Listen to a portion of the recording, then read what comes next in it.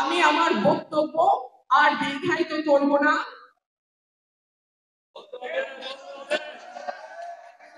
শহীদ president Ziaur Rahman ছিলেন, তিনি ডুয়ার, আমরা বলি ডুয়ার। ডুয়ার মানে যিনি কাজ করে দেখাতেন। আমরা তো অনেক বড় বড় কথা বলি, আওয়ামী লীগের নেতাদের দেখবেন বিরাট বিরাট কথা বলে, বড় বড় বক্তৃতা দেয়, বক্তৃতার আগে বিসমিল্লাহর বদলে যেই লম্বা কথাবার্তা বলে সেটাতেই আধা ঘন্টা পার হয়ে যায়। শহীদ প্রেসিডেন্ট জিয়াউর রহমান সেই রাজনীতি করেন না, তিনি মাঠে ময়দানে চষে বেরিয়েছেন। তিনি টেকনাফ থেকে তেতুলিয়া তিনি হাজার হাজার মাইল হেঁটেছেন এবং তিনি বাংলাদেশের মানুষের যে দুঃখ দুর্দশা এবং যে সম্ভাবনা সেটাকে তিনি নিজের চোখে দেখে নিজের হাতের উপরে বুঝে তারপরে তিনি বাংলাদেশের ব্যাপারে 19 দফা দিয়েছেন। আর সেই কারণে তিনি বলেছিলেন, I will make politics difficult for the politicians. আমি রাজনীতিবিদদের জন্য কঠিন করব। তার অর্থ কি?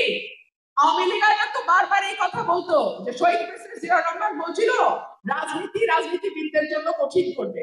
তার মানে হলো এসি রুমে বসে বড় বড় বক্তৃতা দেওয়া রাজনীতিবিদদের দিন শেষ। যারা একেবারে আমার সবচেয়ে বঞ্চিত নিপীড়িত যেই ভাই, তার সঙ্গে দাঁড়িয়ে তার কষ্ট বুঝে রাজনীতি করতে পারবে, তার কল্যাণের জন্য তার ভালোর জন্য রাজনীতি করতে পারবে, মাঠের ময়দানে হেঁটে দেশটাকে কোন দিকে নিয়ে গেলে দেশের কল্যাণ হবে, মানুষের কল্যাণ হবে সেটি বুঝে রাজনীতি করবে, তারাই আগামীতে বাংলাদেশে রাজনীতি করবে। এই দর্শন শহীদ প্রেসিডেন্ট জিয়াউর রহমানের দর্শন। ওনার সততার কিছু গল্প আমি শুনি। উনি নাকি একটা ডাল, একটা ভাজি আর একটু ভাত, এই ছিল ওনার দুপুর আর রাতের খাওয়া।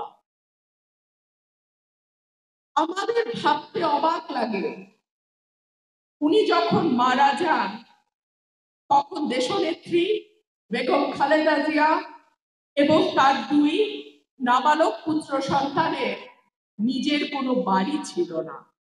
আপনারা ভাবতে পারেন একজন রাষ্ট্রপ্রধান, একজন সেনাবাহিনীর প্রধান, একজন বীরোত্তম, তার বাংলাদেশে ঢাকায় থাকবার মতন কোনো বাড়ি তিনি করে যান না।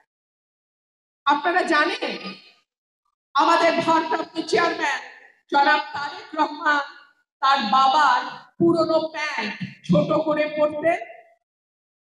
আপনারা জানেন জনাব তারেক রহমান তার বাবার পুরনো হয়ে যাওয়া শার্ট সেটাকে কেটে নিজে পরতেন।